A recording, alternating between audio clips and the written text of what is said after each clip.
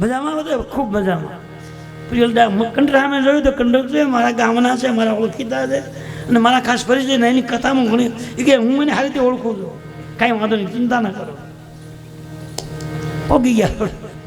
આનું કારણ શું છે ખબર? કેવળ પ્રભુ પ્રેમ. સાચું તો નહીં ભગવાનનું નક્કી અમથા 4 વાગે જઈને નથી બેઠા. મને હું 8 વાગે આવું છું, કોઈ ઠપકો ન દે. 8 વાગે જઈને ટીલું કોઈને આ નહીં ગયું, માથા કોટ નહીં, પણ શું કામ બેહવું પડે? જાણવું પડે, ખુલાસો આપવો. ઈશ્વર પ્રેમને આધીન છે અને ભગવાનનું કામ કરનારને કદી ખોટ પડતી નથી અને ભગવાનનું કર્મ કર્યું છે નિષ્ફળ જતું નથી. શિવજીને ભૂષણજી ઊંડે ગયા તો પધારો ભૂદેવ પધારો, આસન નખાઈ હાથ જોડીને માં વંદન પધારો બ્રહ્મદેવતાઓ. ભગવાનની આંખમાંથી આંસુ એનો કેટલો પડતા છે. ખાલી 2 મિનિટ પ્રાર્થના કરી કે અમારી જગ્યા થઈ ગઈ છે, આવકાર મળ્યો છે, આની આ જગ્યા એના અમે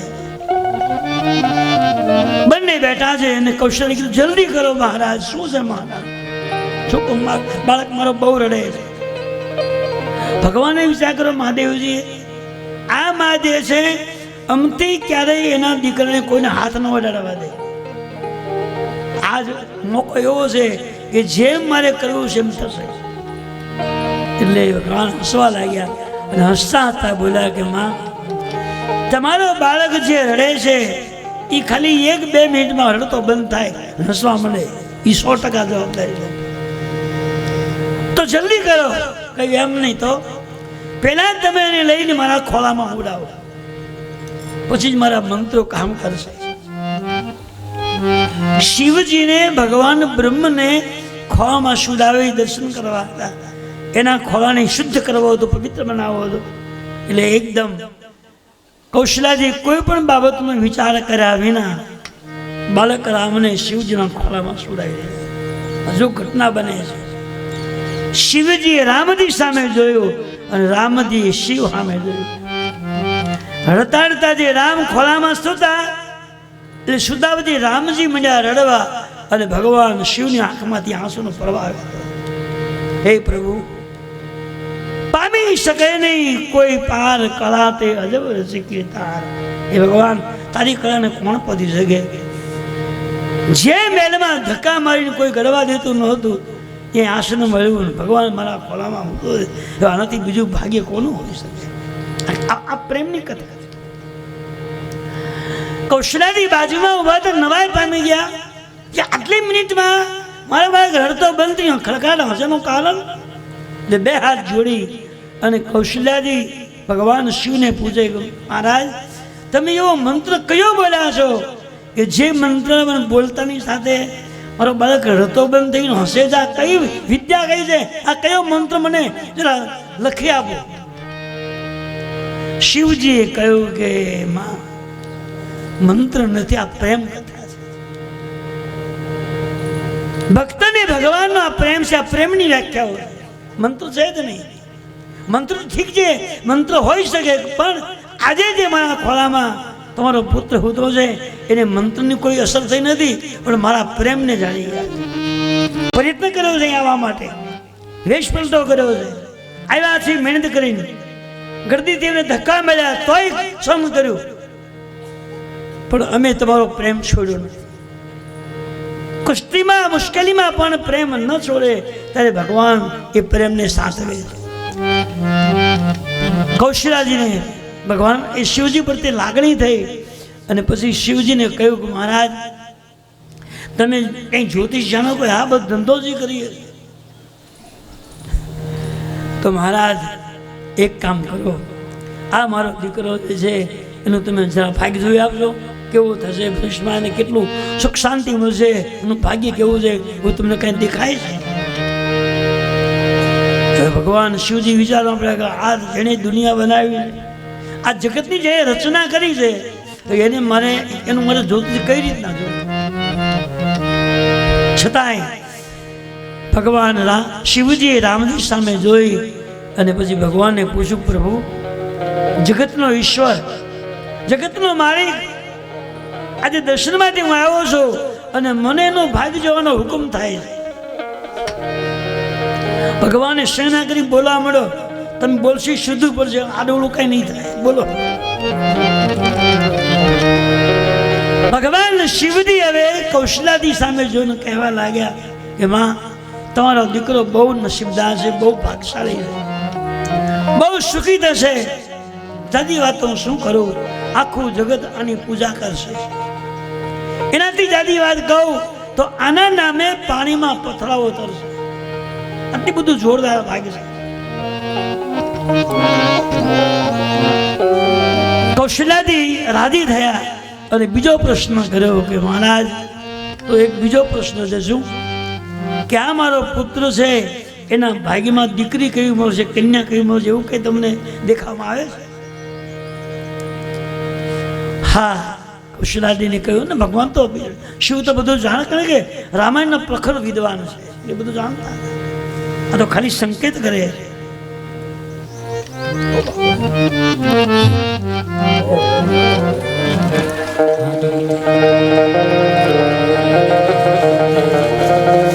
સ્વાગતમ કૃષ્ણ,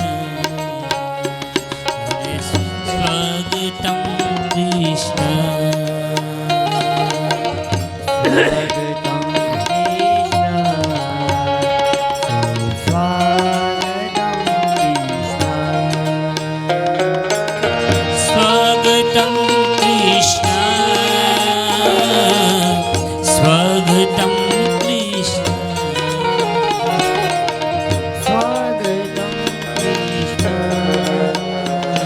રામચંદ્ર ભગવાન. આપણે રોડ ઉપર મસ્તરામ બાપાની જગ્યા છે, ત્યાંના મહંસ પધાર્યા છે અને એમણે ભેટ વિદાયને ફૂલહાર ને ચાદરથી મારું સ્વાગત. આ મારું સ્વાગત નથી, યાર નામનું સ્વાગત. હું તો તમારા જેવું કરું છું, પણ આમાંથી જે શબ્દો નીકળે છે ને એનું આ પ્રભુત્વ છે. કૌશલાદીને ભરોસો બેઠો છે એટલે એને કહ્યું, મહારાજ આના ભાગ્યમાં કન્યા કયું મળશે?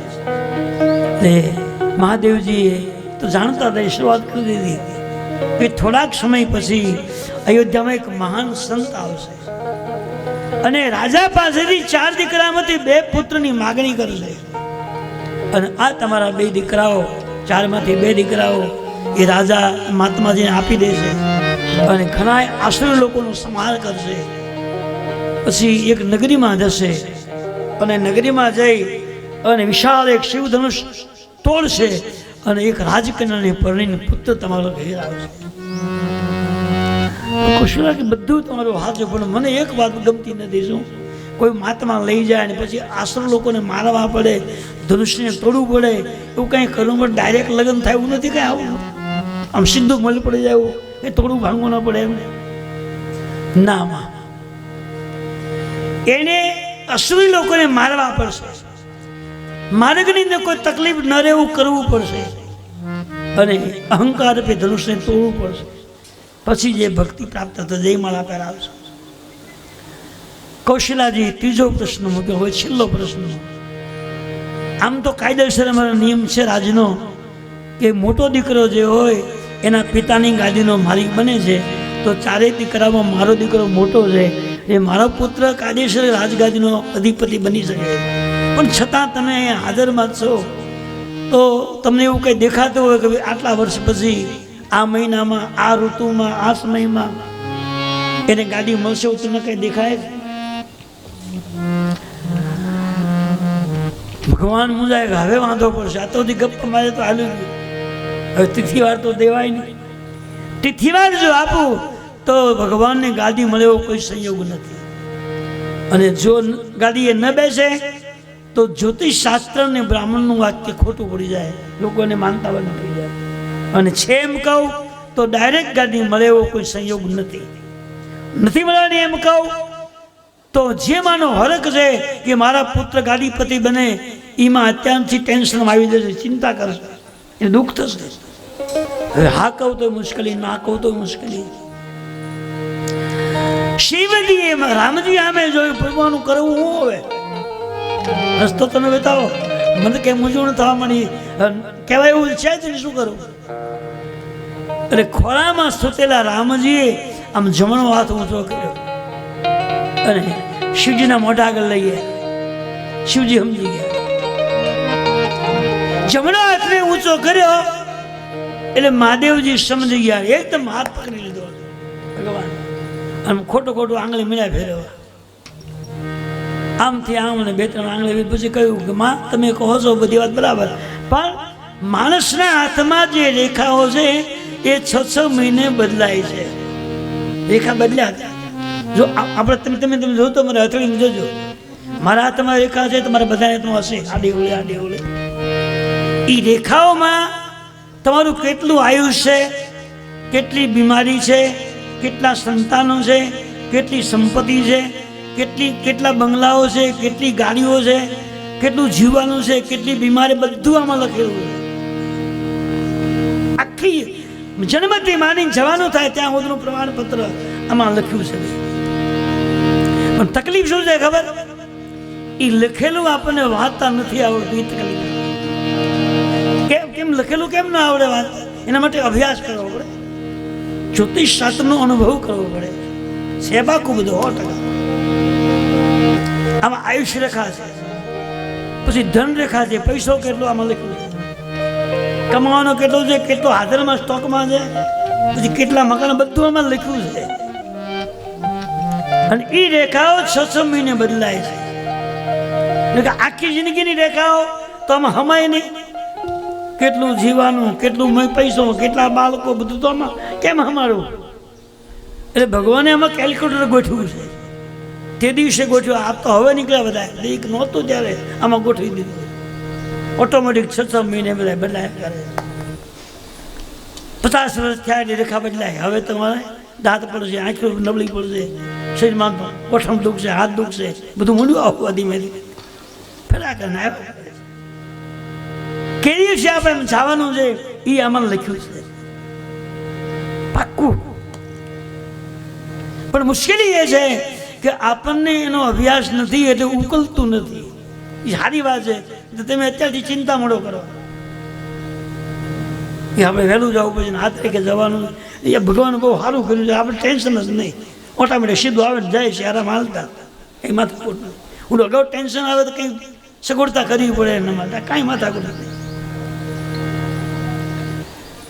ભગવાન શિવજી ભગવાનનું હાથમાં કહ્યું, માં આ તમારા પુત્રના હાથમાં જે રેખાઓ છે એ લગ્ન સુધીની રેખા ઉગેલી છે, પણ રાજગાદીની રેખા 6 મહિના પછી આવશે. આમાં હાજરમાં નથી ત્યારે, એટલે 6 મહિના પછી મને બોલાવજો, હું આવીશ અને તમને હું જોઈ આવીશ. એટલે નાય ન કહેવી પડી, હાય ન કહેવી પડી, અને માને કંઈ દુઃખ ન લાગ્યું. માને ગળે ભાત ઉતરી બરાબર પાક્કા. મને તમે આવજો અને હું તમને યાદ કરીશ. હવે કૌશલ્યાજી એમ કહે છે કે તમે આજે મારું જબરદસ્ત મોટું કામ કર્યું છે. તમે બ્રાહ્મણો છો, તમે કામ કર્યું છે તો મારે તમને દક્ષિણા આપવી જોઈએ. તમે શું આપવું, બોલો શું જોઈએ તમે બોલો પહેલા. ભગવાન શિવજી કહ્યું કે માં અમે દક્ષિણા કોઈને લેતા નથી, પહેલી વાત તો એ છે. અને એમાંય અમે ભગવાનની યાત્રામાં નીકળ્યા છીએ અને યાત્રાળુઓએ કદી જોખમ ભેગું ફેરવાય નહીં. ચોર લોકો ચોરી જાય, આમ ધમાલ કરે, એ ધમાલ નથી કરે ના. બ્રાહ્મણની પાસે એમને એમ કર્મ કરાવવું એ પાપ છે, એને આપવું પડે. તો તમે એમને એમ કરો મેં ગમે નહીં, એ આપવું તમે લેવું પડશે. કૌશલ્યાજી એને દાન આપવા માટે આગ્રહ કરે છે અને ભગવાન ના પડે કે અમારથી અત્યારે નહીં લે. બહુ આગ્રહ કર્યો એટલે ભગવાનને એમ થયું કે કૌશલ્યા પ્રેમથી આપવાનું કહે છે, નહીં માગે તો એને દુઃખ થશે. એટલે કહ્યું કે માં એક કામ કરો, અત્યારે રહેવા દો, અમે 6 મહિના પછી તમારું કામ કરવા માટે આવવાના છીએ. એ દિવસે તમારે જે આપવું હોય તે આવજો, આદરાવા. કારણ કે યાત્રામાં નીકળ્યા છે, જોખમ રખાય નહીં. કૌશલ્યાજીને વાત ગમી ગઈ છે, હા પાડી છે કે તમે ફરી પાછા આવજો, હું તમને ખુશી કરીશ, તમે જે માગો એ આપી દઉં. મહાદેવજી માં ભવાનીને કહે છે, દેવી આવી રીતે હું ને ભૂષણજી મહારાજ અયોધ્યામાં ગયેલા રામ દર્શન અમે કર્યું હતું, આ કથા તમે કરી. અહીંયા અહીંયા ભગવાન રામજીનું પ્રાગટ્ય થયું અને આખી અયોધ્યા નાચવા લાગી, કૂદવા લાગી, નિધિકાર થયો. માસ દિવસ કર દિવસ તુમર મન જાને કોઈ, રત સમેત રવિતા કેવું નિશા કવન વિધિ હોય. ભગવાનનું પ્રાગટ્ય જ્યારે થયું અયોધ્યામાં, તે સૂર્ય ભગવાન બરાબર ઉપર હતા. મધ્ય દિવસ અતિ શીતન ધામા, પાવન કાલ લોક વિશ્રામા. બરાબર મધ્યા ઉપર ભગવાન સુનામ હતા. ચૈત્ર સુધી 9નો દિવસ બપોરનો સમય ને સૂર્ય ભગવાન બરાબર ઉપર આવ્યા. ચોખ્ખું લખ્યું છે કે માસ દિવસ કર દિવસ બા વો તો મરમ ન જાણે. ભગવાનનું પ્રાગટ્ય થયું છે. ભગવાન સૂર્યદેવ 1 મહિના સુધી અવધના મહેલમાં ઉભા રહ્યા. રામ દર્શનની સૂર્ય ભગવાન જ્યારે પસાર થઈ રહ્યા હતા તે 12 વાગે ઉપર હતા અને આટલી બધી અયોધ્યાના મહેલમાં ગળદી જોઈ એટલે સૂર્ય ભગવાન એમ થયું કે ક્યારે ને આજે મહેલમાં અવધમાં આટલી બધી ગળદી હે નહીં, શેની ગળદી છે એ ગળદી જોવા માટે ઉભા રહ્યા. તો સૂર્ય ભગવાનને જાણવા મળ્યું, જોવામાં આવ્યું કે અયોધ્યામાં આજ ભગવાનનું પ્રાગટ્ય થયું છે, એનો ઉત્સવ ચાલી રહ્યો છે. ભગવાન સૂર્યનારાયણ દેવ ત્યાં તે ઉભા રહી ગયા. હવે સૂર્ય ભગવાનને એક નવાઈ લાગી કે અત્યાર સુધીની અંદર આ જગતની અંદર હું એક સૂર્ય હતો, આજ બીજો સૂર્ય મને પ્રાગટ્ય થયું. 2 સૂર્ય અમે હતા. રામજીનું પ્રાગટ્ય જે છે એ સૂર્યકુળમાં થયું, સૂર્યવંશમાં થયું. એટલે ભગવાન સૂર્યનારાયણ રામ દર્શન કર્યા પછી ઉભા રહી ગયા અને 1 મહિના સુધી ઉભા રહ્યા. એવું લખ્યું માસ દિવસ કર દિવસ ભાવ કો તુમર મન જાને કોઈ, રત સમેત રવિતા કેવું નિશા કવન વિધિ હોય. 1 મહિના સુધી સૂર્ય ભગવાન અયોધ્યાના દરબારમાં ઉભા રહ્યા છે અને રોજ એમને ઉભો રહ્યો. એટલે સૂર્ય ભગવાનનો ક્રમ એવો છે કે સવારમાં પૂર્વ દિશામાં ઉગે અને સાંજે પશ્ચિમ દિશામાં અસ્ત પામી જાય. પણ આજ 1 મહિના સુધી સૂર્ય ભગવાન અવધના મહેલ પાસે ઉભા રહ્યા છે. આથમી જવું જે 12 કલાકે એ ભૂલાઈ ગયું. કેમ? સૂર્ય ભગવાનનો ક્રમ છે કે 12 કલાકે અસ્ત થઈ જવું જોઈએ. આમ તો વૈજ્ઞાનિક દ્રષ્ટિએ આપણે કહીએ તો સૂર્ય ભગવાન આપણી પૃથ્વી પર ફરે છે. આ બાજુથી આમ નીકળે અને ઉપરથી આમ જાય એટલે આ પૃથ્વી ગોળ છે. આમ જાય એટલે સાંજ પડી જાય, અંધારું થાય. પેલી બાજુ અંજવાળું થાય, પાછા આ બાજુ હવાના પાછું અંજવાળું, અંધારું ત્યાં સુધી. આવો ક્રમ ભૂગોળમાં લખ્યું. ભણતા ભૂગોળમાં બધું આવતું, પૃથ્વી ગોળ છે ને એ સૂર્ય ચંદ્રની ફરતા ફરે બધું આવતું જેવું તો યાદ છે મને. પણ અહીંયા લખ્યું છે કે સૂર્ય ભગવાન ખરેખર 12 કલાકે અસ્ત પામી જવું જોઈએ એ પ્રકૃતિ ભૂલી ગયા છે. કારણ શું? સૂર્ય ભગવાને રામ સ્વરૂપ જોયું, અમુક સમય ઉભા રહ્યા એટલે એને ખ્યાલ આવ્યો અને રામ રૂપને જોયું. પછી પોતાને ભાન ભૂલાઈ ગયું કે મારે ખરેખર ટાઈમ જતો રહેવું જોઈએ, અહીં અંજવાળું છે, અંધારું કરી દેવું પડે. 1 મહિના સુધી સૂર્ય ભગવાન અસ્ત ન પામ્યા અને અયોધ્યાની અંદર દિવસ રહ્યો છે, બીજા પ્રાંતમાં રાત્રિ રહી છે. કે પૃથ્વી પર સૂર્ય ભગવાન તો એક જ છે અને આ બાજુ સૂર્ય ભગવાન હોય તો અંજવાળું હોય અને પેલી બાજુ જાય એટલે અહીંયા અંધારું થાય ત્યાં અંજવાળું થાય. એ કાયદેસર નિયમ છે. તો સૂર્ય ભગવાન તો અયોધ્યા પર ઉભા રહી ગયા છે. એટલે બીજા દેશમાં તો શું થયું છે, લોકો મહિના દીવથી હોઈ રહ્યા છે. અયોધ્યામાં તો સૂર્યનારાયણ છે એટલે કદાચ માનો કે 1 મહિના સુધી ઉભા રહ્યા એવું લખ્યું છે. ખોટું તો ન હોય લખ્યું હોય તો આ તો લખ્યું હોય. તો મહિના દિવસ સુધી સૂર્ય ભગવાન ઉભા રહ્યા હોય તો અવધના લોકોને એવો ખબર નહીં પડી હોય કે આ દિવસ લાંબો કેમ થઈ ગયો. 1 કલાક નહીં, 1 મહિના સુધી ભગવાન સૂર્યને એમને ઉભા રહ્યા. માસ દિવસ કર દિવસ દવા વો તો મરમ ન જાણે કોઈ. 1 મહિના દિવસ સુધી સૂર્ય ભગવાન અયોધ્યા પર ઉભા રહ્યા છે.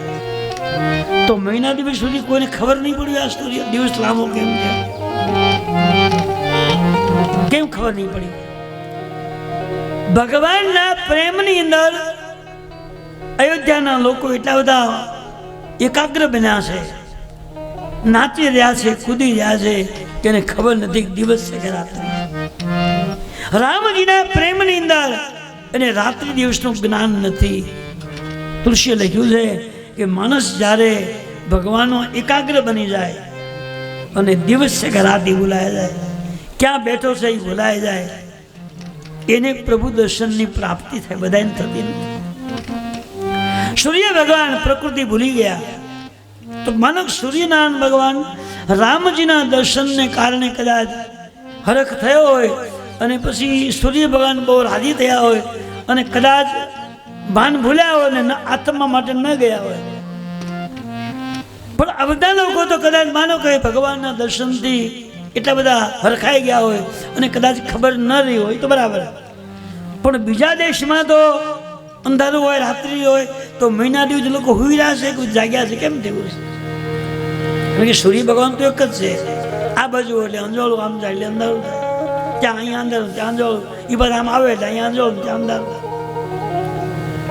તો એનું શું થયું છે? એક મહિનાની રાત લાંબી કેમ કાઢી છે લોકો? ત્યારે હુઈ રહ્યા છે પછી એને ખબર નહીં પડ્યું કેમ થયું છે? પણ તુલસીજીએ લખ્યું છે કે જ્યારે સૂર્ય ભગવાન રામ દર્શન માટે અયોધ્યામાં રોકાઈ ગયા અને સમય પસાર થવા લાગ્યો ત્યારે રામજીના મનમાં એમ લાગ્યું કે મારા દર્શનથી સૂર્યદેવ પોતાની પ્રકૃતિ ભૂલી ગયા છે, ભાન ભૂલી ગયા છે. 12 કલાકે અસ્ત થવું જોઈએ ભૂલાઈ ગયું છે.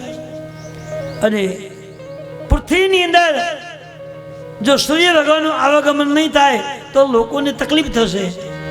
એટલે રામજી સૂર્ય ભગવાનનું રૂપ ધારણ કર્યું છે.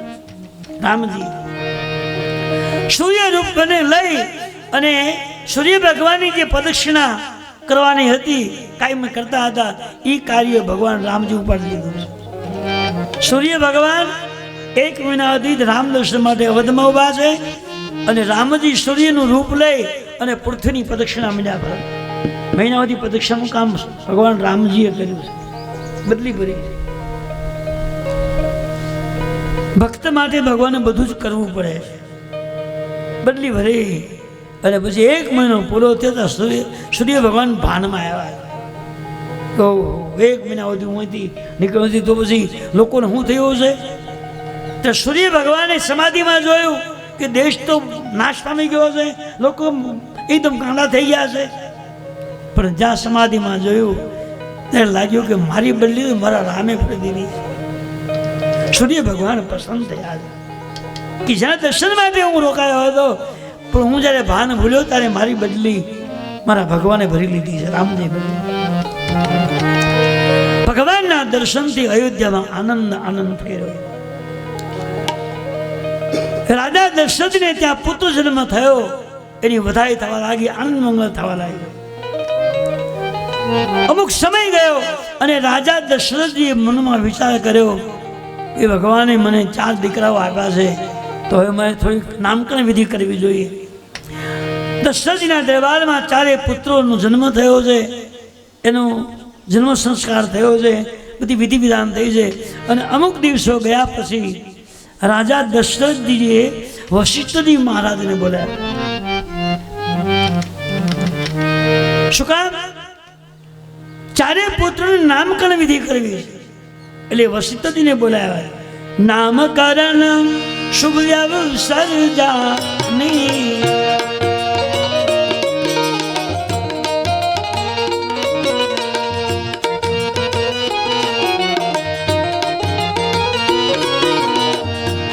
સમય થયો નામકરણ વિધિનો.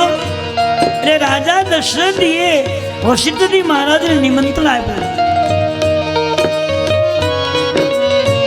નામકરણ શુભ અવસર જાની ભૂપ બોલી પદ હે મુનિ જ્ઞાન.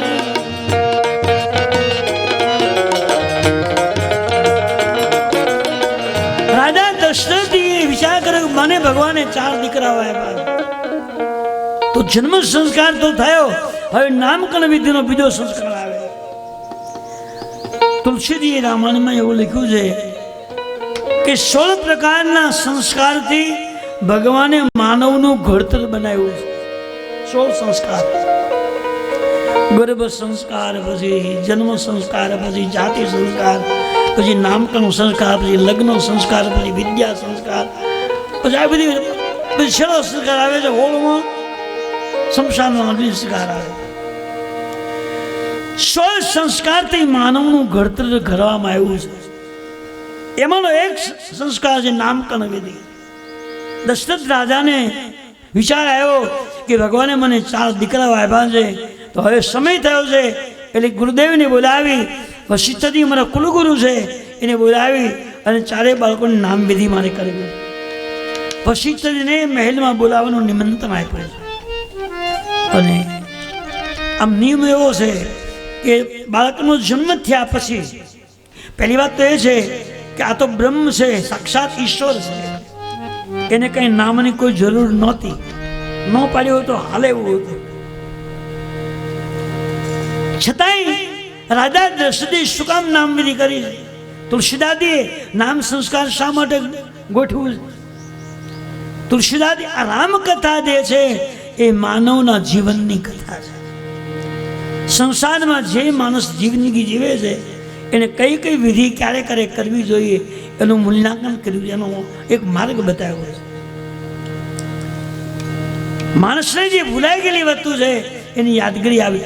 કોઈ પણ ત્યાં બાળક જન્મ થાય, નામનો મહિમા એક છે કે તમે જે બાળકનો જે તારીખે, જે દિવસ, જેટલા વાગે, જે વારને દિવસે જન્મ થયો હોય એ તારીખ, વાર, સમય લખી લેવો જોઈએ.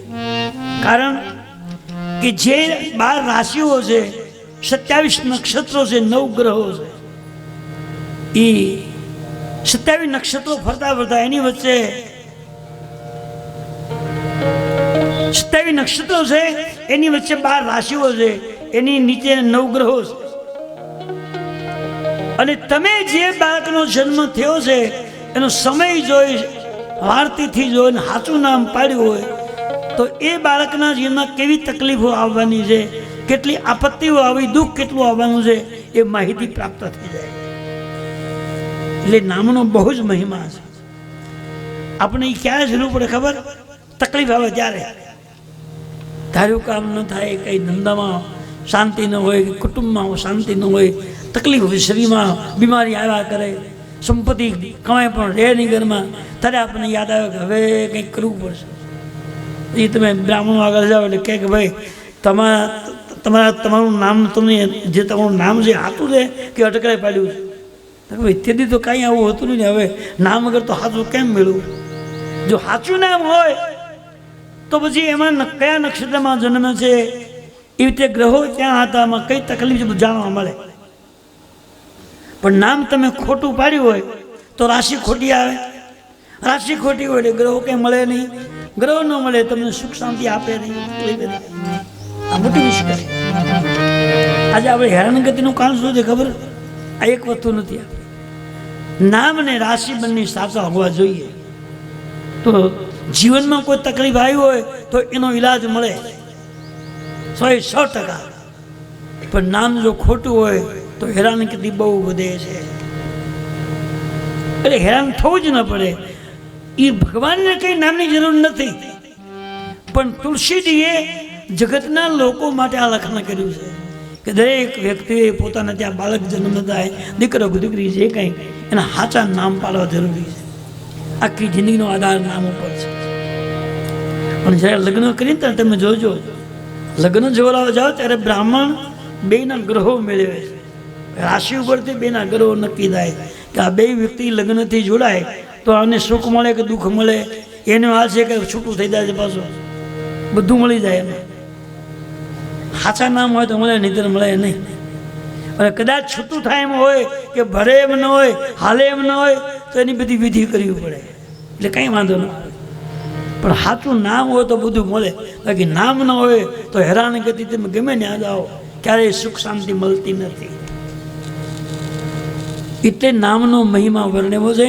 અને રામકથા જે છે માનવ જીવનના વ્યવહારની કથા છે. જે વ્યવહાર આપણે કરવો ઘટે ને સંસારમાં, આપણે સંસાર લઈને બેઠા છીએ એટલે હગાવાળાને ત્યાં જવું આવવું, એને દેવું લેવું વ્યવહાર બધું આપણે સમજવું પડે. અને બધો વ્યવહાર આમાં લખ્યો છે રામાયણ. તમે તો વાંચતા હશો એટલે ખબર હશે ને. ખરીદીને ઘરેનો તો આનો અભ્યાસ કરજો. રામાયણની તો શું વાત. રામચરિત્ર જીવન અતિશાય. રામકથા જીવનનું એક દર્પણ છે, આખી જીવન વ્યાખ્યા છે. એટલે રાજા દશરથજીએ વશિષ્ઠજીને બોલાવ્યા છે. અને વશિષ્ઠજી સવારમાં નાહી ધોઈ નિત્યકર્મ કરી અને રાજાના દ્વાર પર આવ્યા છે.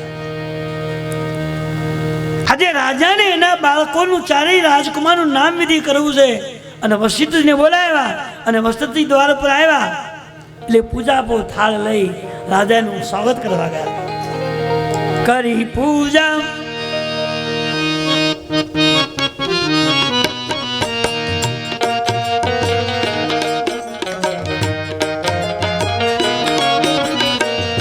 રાજા દશરથજીએ વશિષ્ઠનું પૂજન કર્યું.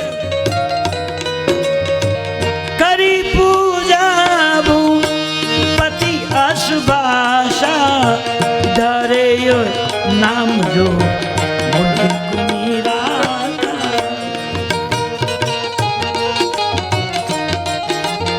કરી પૂજા ભૂપતિ અશભાષા.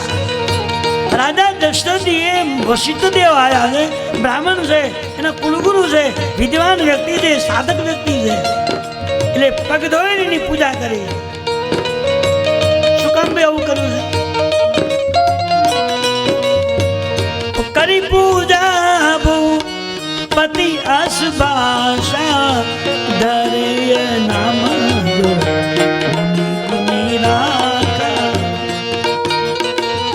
રાજા દશરથજીએ વશિષ્ઠજીનું પૂજન કર્યું, અંદર લઈ આવ્યા, સુંદર આસન આપ્યું છે. કરી પૂજા ભૂપતિ અશભાષા. રાજા દશરથજીએ વૈદિક શબ્દો દ્વારા વશિષ્ઠજીનું પૂજન કર્યું છે.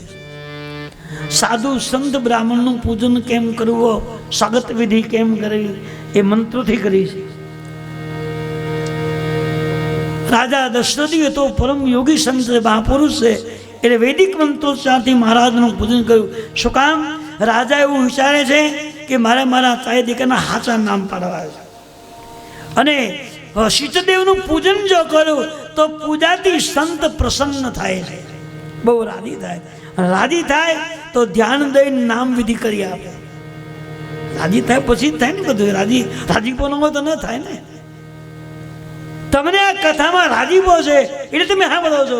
જો કરાજી હોત તમે હાલતા હતા, હાલો આમાં કંઈ છે નહીં, હયા ઘરે તમે રાજી છો એટલે બેઠા છો.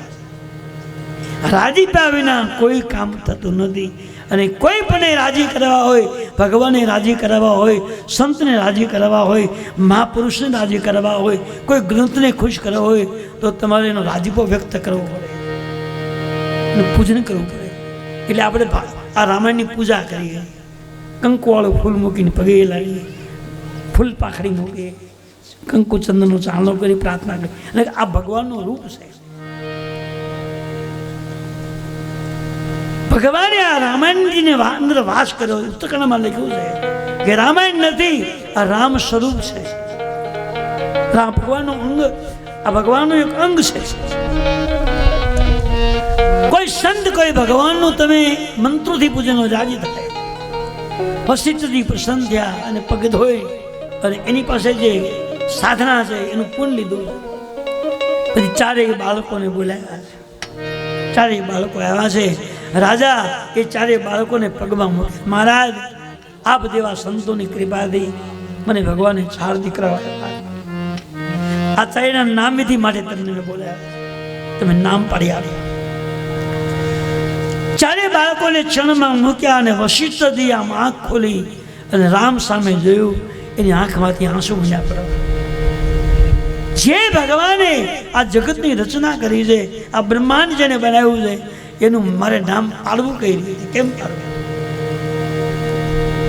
આખી જિંદગી જે રામ રામ કરે એને રામ દર્શન ન થાય.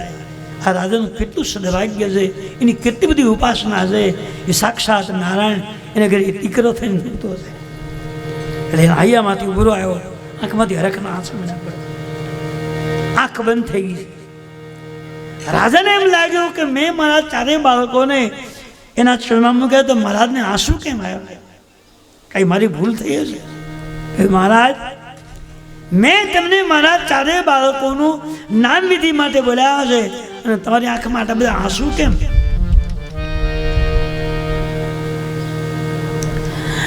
વશિષ્ઠે કહ્યું કે મહારાજ, આ ચારેય બાળકો છે એ તમારું પુણ્ય છે અને એ પુણ્ય જોઈ આજે મારા રખાયો કે કઈ સાધના તમે કરી છે. મા બાપનું જે બાળક છે એ મા બાપનું પુણ્ય છે. તમે કેવી જિંદગી જીવા છો, કેવું જીવન તમે જીવા છો, એની ગેરંટી તમારા સંતાનો પરથી થાય. તમે કેટલી ઉપાસનાઓ કરી છે, કેટલું જગતનું સારું કર્યું છે, એની ગેરંટી તમારા બાળકો પરથી થાય. મહારાજ, તમારું પુણ્ય જોઈ આ ચારે બાળકો જે છે એ તમારું પુણ્ય છે. આ પુણ્ય જોઈ મારું હૈયું ભરાયું છે, મને આનંદ આવ્યો અને મારી આંખમાં આનંદના આંસુ આવ્યા. હવે વશિષ્ઠજી રામની સામે જોયું અને કહ્યું, મહારાજ, તમે મને નામ વિધિ માટે કહો છો, પણ તમારા મોટા દીકરા છે એનું મારે કયું નામ આપો? હે મહારાજ, આને તો અનેક નામ છે. વશિષ્ઠ બોલે, ઇનકે નામ અનેક અનુપા, મેં નૃપ કહ્યો મતિ અનુરૂપા. મહારાજ, આ તમારા મોટા જે દીકરા છે એને તો અનેક નામ છે, એક નહીં અનેક, જેની ગણતરી થાય એમ નથી, એટલા તો નામ એના છે. હવે એમાંથી કયું નામ મારે કેવું ને કયું ન કેવું એ મને સમજાતું નથી. ઇનકે નામ અનેક અનુપા, મેં નૃપ કહે ભૂષણ મતિ અનુરૂપા.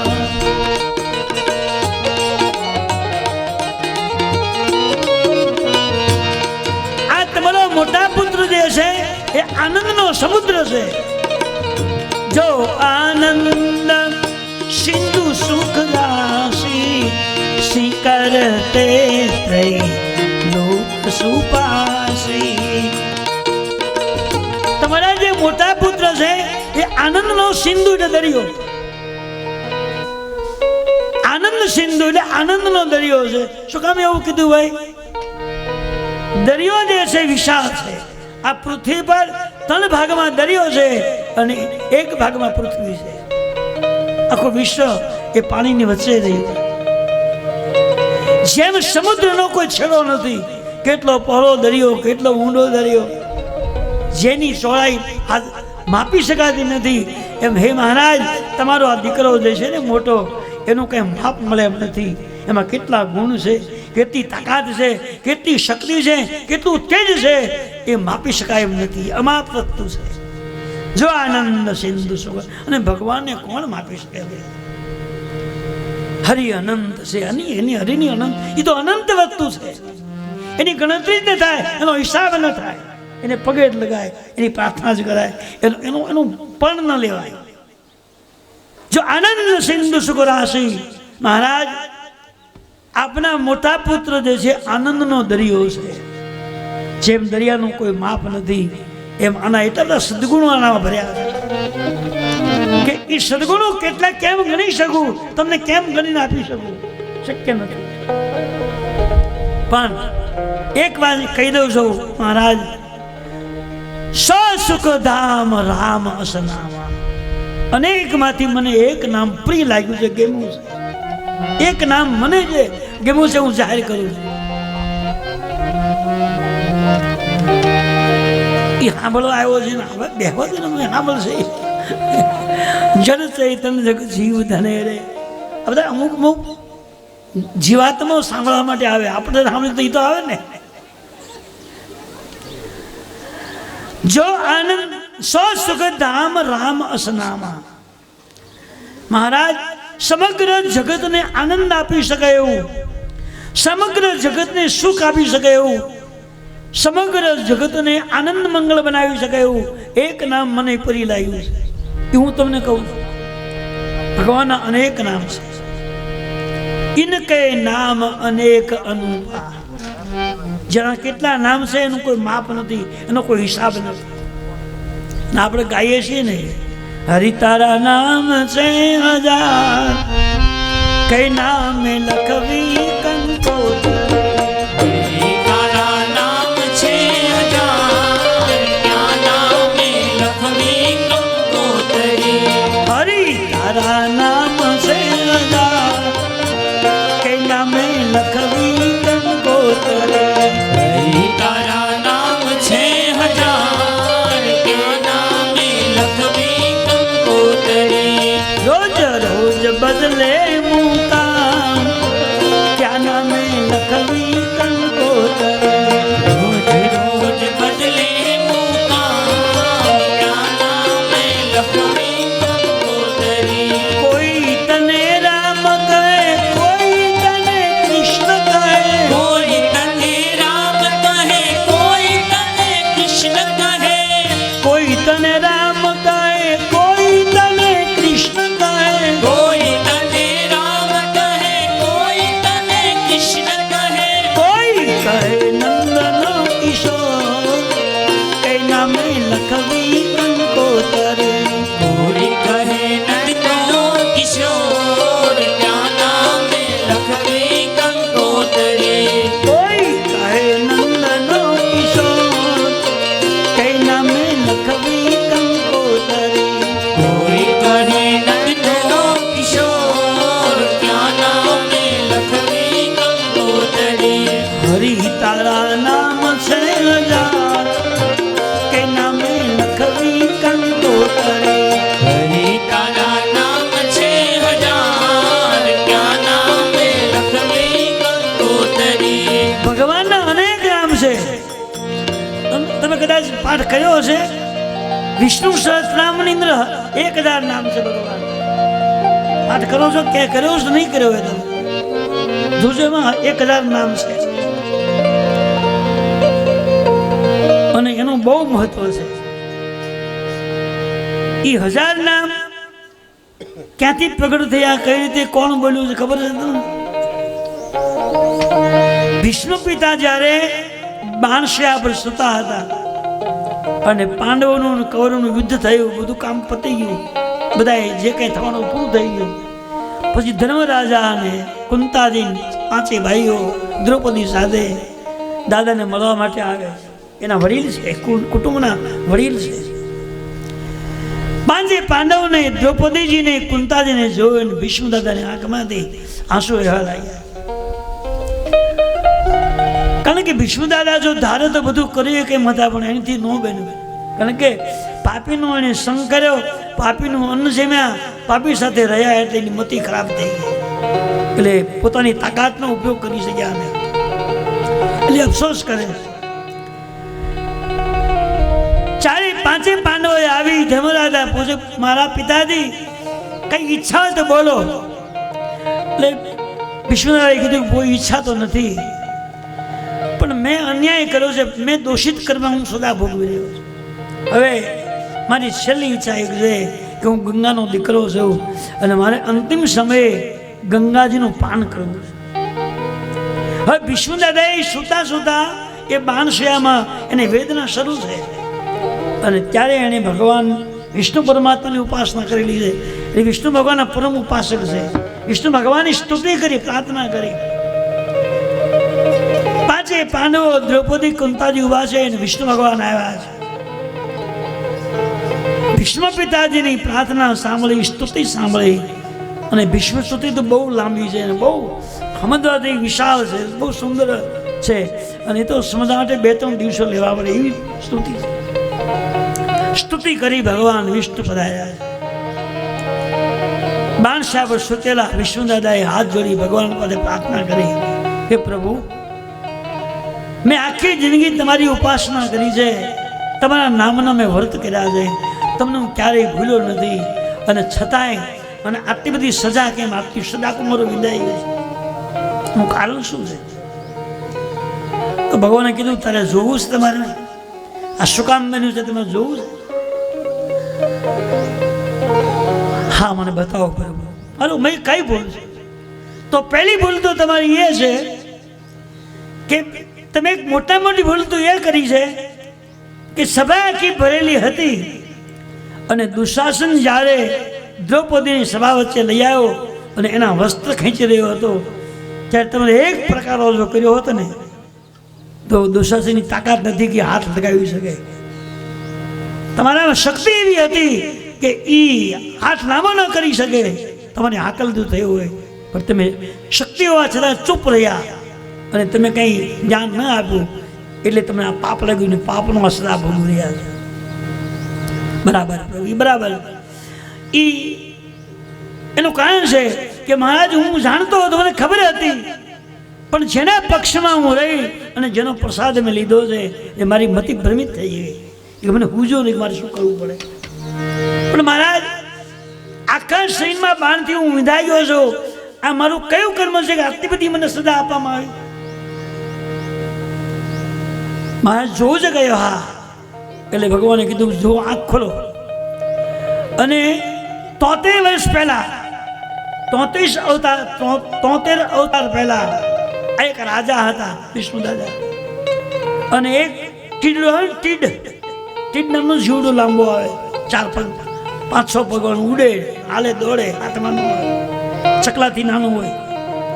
એ ટીડને એને પકડ્યું અને રમત માત્રમાં એક હુળ લીધી, કાંટો, અને હુળ તે એને આખા શરીરમાં વિંધા પાડી દીધા. એ પેલું જતું રહ્યું છે એ, અને અમુક જગ્યા પર ગયા પછી એનું મૃત્યુ થયું છે.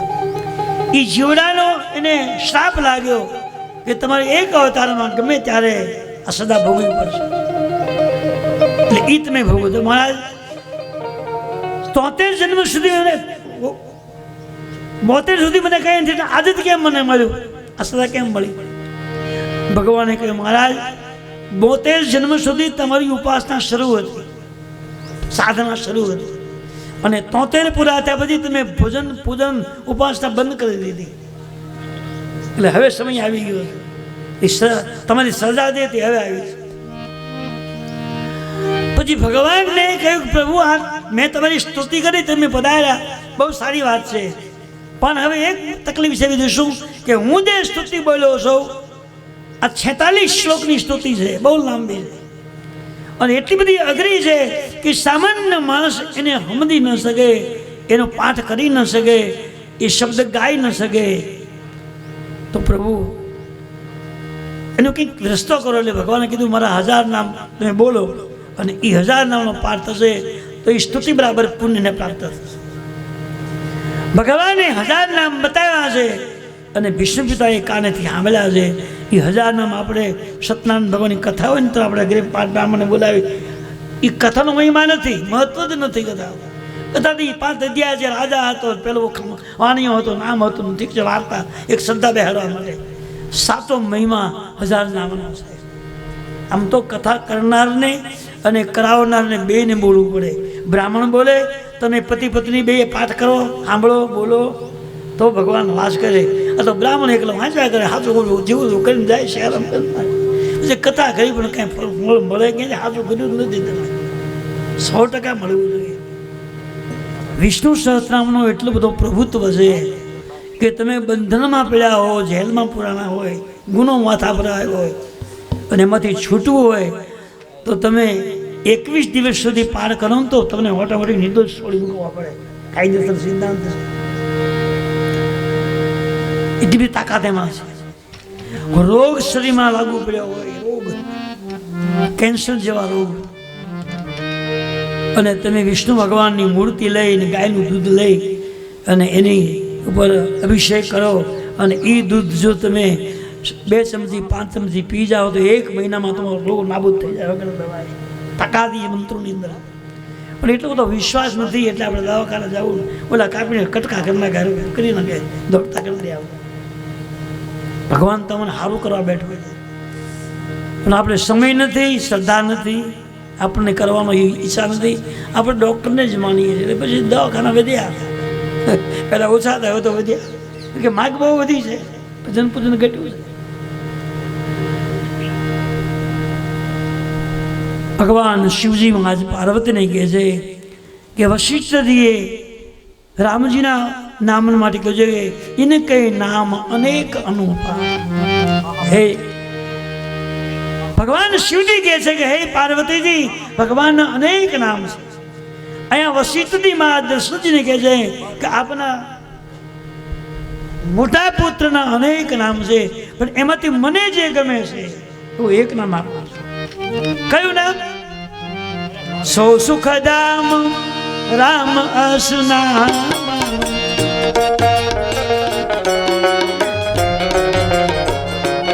જે જગતને સુખ આપી કેમ છે, જે નામ ભગતને શાંતિ આપી શકે એમ છે, જે નામ આત્માનું કલ્યાણ કરે એવું છે, તો એક નામ મને કેવું છે આપો.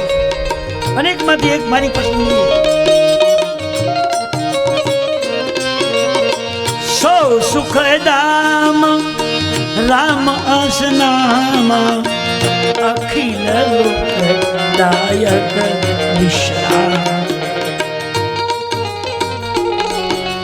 સો સુખ, કોઈ પ્રકારનું સુખ તમને જોઈતું હોય તો રામ નામથી સુખ મળે છે, રામ નામથી શાંતિ મળે છે, રામ નામથી આનંદ મળે છે, રામ નામથી મોક્ષની ગતિ પણ મળે છે. બધું છેલ્લે સાકરનું પાણી જ્યારે ઘૂંટતા હોય ત્યારે પછી રામ બોલો હોય, રામ શરૂ કરી દઈએ આપણે, અને એ રામ નામથી જીવની મુક્તિ મળે છે. આટલું સુંદર નામ છે. અધમ જીવને તુલસી એમ લખ્યું છે, જા કર નામ મરત મુખ આવા, અધમ એવું મુક્તિ હોય શ્રુતિ ગામ. તુલસી લખ્યું છે. અહીંયા ભગવાન શિવજી કહે છે, હે ભવાની, આખી જિંદગી કંઈ ન કર્યું હોય પણ મરતી રીતે 2 જ મિનિટ ભાવથી રામ નામ જો બોલે તો અધમ પામી મોક્ષને પામે. એ તાકાત મંત્રોની અંદર છે, એવું લખાણ છે રામાયણમાં, કિષ્કિંધાકાંડની કથામાં આવે છે. સો સુખધામ રામ અસનામ. એટલે ભગવાન વશિષ્ઠે કીધું, હે મહારાજ દશરથજી, આપના મોટા પુત્રનું નામ મને ગમ્યું છે, એવું રામ નામ આપું છું. રામ નામથી સુખ મળે, રામ નામથી શાંતિ મળે, રામ નામથી આનંદ મળે, રામ નામથી સુખ શાંતિ મળે, રામ નામથી મોક્ષ મળે છે, એવું એક નામ આપું છું. અખિલ લો, આખા વિશ્વમાં જ્યાં સુધી સમુદ્ર આ પૃથ્વીનો છેડો છે ત્યાં સુધી રામ નામ સિવાય બીજો ઉદ્ધાર નથી. અને આખા વિશ્વની અંદર રામ નામથી મોટું કશું જ નથી. અનુભવ કરજો કરવો હોય જેટલા ગાવ એટલા એના માટે ઓછા પડવા. સીતારામ હાવ હેલું એકદમ સરળ નામ છે, ગાવ એટલે બેડો પાર થઈ જાય. હું તમારી સામે આટલા વર્ષથી બાંગુ નાખું છું, એ કંઈ હું કંઈ ભણ્યો નથી, મને કંઈ મારી પાસે ડિગ્રી નથી, માત્ર ને માત્ર રામ નામનું ભજન કામ કરે. એક નામની દેવી શક્તિ છે કે તમે ગાઓ કે એ ક્યારેય એ ફાટતું નથી, કંઈ તૂટતું નથી અને તમને સુખ આપે છે. અવિચલ નામ. સુખધામ રામ અસનામ. હે રાજા, આપના મોટા દીકરા નામ રામ એવું રાખવું છું, જે રામ નામથી જગતમાં આનંદ સુખ પ્રાપ્તિ થશે. હવે બીજા પુત્ર સામે જોયું એ મહારાજ આપના બીજા પુત્ર નામ આપું. વિશ્વભરન પોષણ કર જોઈ, તાકર નામ ભરત અસો. મહારાજ, આપના બીજા પુત્રનું કોઈ વ્યક્તિ જો રામ નામથી સુખ શાંતિ બધું મળે બરાબર છે, પણ હવે બીજામાં એમ લખ્યું છે કે સો સુખ ધામ રામ અસનામા. તમારા બીજા પુત્રનું જે નામ લેશે એના બધા દુઃખો મટી જશે. વિશ્વભરણ પોષણ કરજો, વિશ્વનું ભરણ પોષણ થશે. તો રામ નામથી સુખ શાંતિ મળે, મોક્ષ મળે, બધું બરાબર છે, પણ ભરતજીના નામથી ભરણ પોષણ થઈ માનવું કઈ રીતે? વિશ્વભરણ પોષણ કરજો, તા કરે નામ ભરત હોય. ભરતજી એટલે સાધક નથી. સંસારમાં જે માણસ ભરતજી જે સાધના કરી છે, જે માર્ગ પર ભરતજી ચાલ્યા છે, એ માર્ગે કોઈ પણ સંસારનો જીવ ચાલશે તો એને કોઈ તકલીફ નહીં પડે, બધા જ કાર્યો ભગવાન કરી દેશે. પણ ભરતજી જે હાલ્યા છે એ રસ્તે આપણે હાલવું પડશે. ભરતજીએ શું કર્યું છે? ભરતજીએ નીતિનું પાલન કર્યું છે, ધર્મનું રક્ષણ કર્યું છે, ધર્મનું પાલન કર્યું છે, ઉપાસનાઓ કર્યું છે, વ્રતો કર્યા છે, નિયમને આધીન રહ્યા છે, નિયમને કામથી કામ કર્યું છે. વિશ્વભરણ પોષણ કર જોઈ તા કર નામ ભરત સોય. ભરતજી એટલે ભક્ત. સંસારના ઉત્તમમાં ઉત્તમ ભક્ત હોય, ભક્ત કોટીનો જીવાત્મા હોય તો ભરતજી છે. અને એણે આ સંસારની ઉપાસના કોને કહેવાય, સાધના કોને કહેવાય, ત્યાગ કોને કહેવાય, વૈરાગ્ય કોને કહેવાય, વ્રત કોને કહેવાય, નિયમ કોને કહેવાય, આ બધો સિદ્ધાંત ભરતજી આપણે સમજાવે. એટલું જ નહીં, પણ તુલસીજી અયોધ્યાકાંડના છેલ્લા પદમાં વર્ણવ્યું છે કે આ દેશમાં જો ભરતજીનો જન્મ ન થયો હોત તો ત્યાગ કોને કહેવાય, વૈરાગ્ય કોને કહેવાય, ઉપાસના કોને કહેવાય, સાધના કોને કહેવાય, ભજન કોને કહેવાય, વ્રત કેમ કરવું, નિયમ કેમ પાળવા એ ખબર નહોતી. સિયારામ પ્રેમ પોતન જન મન ભરત કો. આ દેશમાં ભરતજીનો અવતાર જો ન થયા હોત તો ત્યાગ કોને કહેવાય, વૈરાગ્ય કોને કહેવાય, સાધના કોને કહેવાય, ઉપાસના કોને કહેવાય, નિયમો કોને કહેવાય, વ્રત કોને કહેવાય, ભગવાન માટે શું કરવું જોઈએ ખબર નહોતી. આ દેશની ખાતરી આપી ભરતજીએ, આ દેશને બધા નિયમો બતાવ્યા.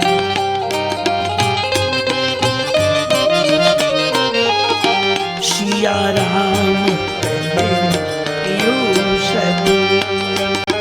પોતન જન મન ભરત કો મુનિ મન નિયમ સમજ વિષમ વ્રત આચરત દુઃખ દંભ માયા મીશ અપન હરત કો. સિયારામ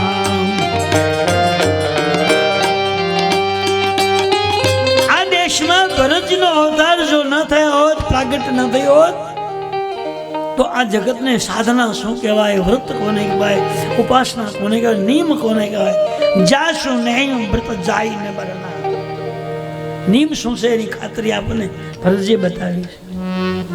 હે રાજા, આપના બીજા પુત્ર નામ ભરતજી આપ્યું છે. વિશ્વભરણ પોષણ કરો છો. કેમ? રામ નામથી સુખ શાંતિ તો બરાબર છે, પણ ભરતજીના ભજનથી એને યાદ કરવાથી ભરણ પોષણ થાય કઈ માનવું. ભરતજી એટલે સાધક. અને આ સંસારમાં જે માણસ ભગવાન પર વિશ્વાસ મૂકી અને ભગવાનને આધારે ચાલતો હોય, વિશ્વાસે ચાલતો હોય તો એના કાર્યો ભગવાન કરે છે. ચોખ્ખો હિસાબ છે. નરસિંહ મહેતાના ભગવાને 52 કામ કર્યા છે. એ ક્યાં વિદ્યા ભણવા ગયા હતા, કઈ ને શ્લોકો આવડતા હતા? રાધે ગોવિંદ ભજો રાધે ગોવિંદ, એક જ નામ પકડ્યું હતું. એ નામના વિશ્વાસે ભગવાન એના બધા જ કામ કરી ગયા. મીરાબાઈનો કટોરો ઝેરનો ભરેલો હાથમાં આવ્યો, ઝેર દેખાય છે, રાધે ગોવિંદ ભજો રાધે ગોવિંદ, ઝેરનું અમૃત થઈ ગયું અને મીરાબાઈ અમૃત બની ગયા. વિચાર કરે એ મંત્રોમાં કેટલો પાવર હશે, કેટલી શ્રદ્ધા છે.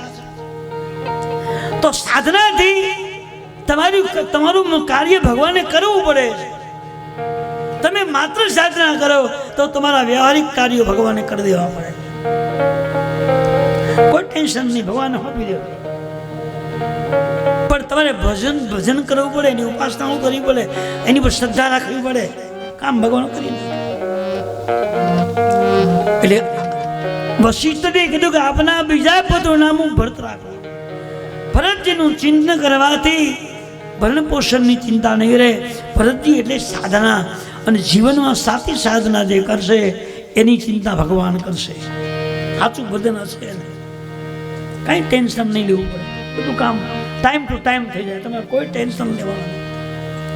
હવે ત્રીજું નામ, જાકે સુમિરન તેહી રિપુનાશા, નામ શત્રુહન બેદ પ્રકાશ. એ મહારાજ આપના ત્રીજા પુત્ર નામ શત્રુહન એવું રાખવું. શત્રુ એટલે દુશ્મન, હણવું એટલે મારો, એવો અર્થ થાય ને. આપના ત્રીજા જે પુત્ર છે એનું નામ શત્રુહન એવું રાખવું છો. શત્રુઓને એટલે શત્રુઓને જીતવા, શત્રુઓને હણવા, શત્રુનો ત્યાગ કરી દેવો. પણ આખી રામાયણમાં તમે જુઓ તો શત્રુઘ્નજીએ કોઈને માર્યા હોય, કોઈને હણ્યા હોય, કોઈનો વિનાશ કર્યો હોય એવું કંઈ પ્રમાણ મળતું નથી. તો પછી એમ કેમ માનો કે નામ શત્રુહન વેદ, પછી માનવું કઈ રીતે? તો તુલસીજીએ ખુલાસો કર્યો છે. મહાદેવજી કહે ઇન્દ્રિય દ્વાર જરૂર ખાના. આપણા શરીરમાં 14 પ્રકારની ઇન્દ્રિયો છે, 14 ઇન્દ્રિયો છે, અને બધી ઇન્દ્રિયો સજાગ છે. આંખ, કાન, નાક, બોલવું, ચાલવું બધું સજાગ છે. અને એ બધી ઇન્દ્રિયોને તમારે જો જીતવી હોય તો મૌન રહેવાનું છે. મૌન રાખી અને હરે રામ હરે કૃષ્ણ ગાયા કરો. મૌન, મૌનમાં બહુ તાકાત છે, ખબર? મૌન રહેવાથી સ્મૃતિ વધે છે, મૌન રહેવાથી યાદશક્તિ વધે છે, મૌન રહેવાથી તાકાત વધે છે, મૌન રહેવાથી બીમારી જતી રહે છે, અને મૌન રહેવાથી ભગવાન પર શ્રદ્ધા બે છે. મૌનમાં તાકાત છે. એટલે આવા ઋષિમુનિઓ હાલમાં અત્યારે કોઈ 12 વર્ષનું, કોઈ 6 મહિનાનું, કોઈ મહિનાનું એવું મૌન રાખે. મૌનમાં બહુ પાવર છે. અને મેં જેટલા અનુષ્ઠાન કરી આખો મહિનો મૌન રાખીને કર્યા. મૌન રહ્યો, ખાધું પીધું નથી, ખાવાનું જે મળે માગે મળતું હતું, ખાવાની તો ઈચ્છા જ ન થાય, ધરાય એમને ધરાય ઓટોમેટિક. પણ મૌનમાં એટલી તાકાત.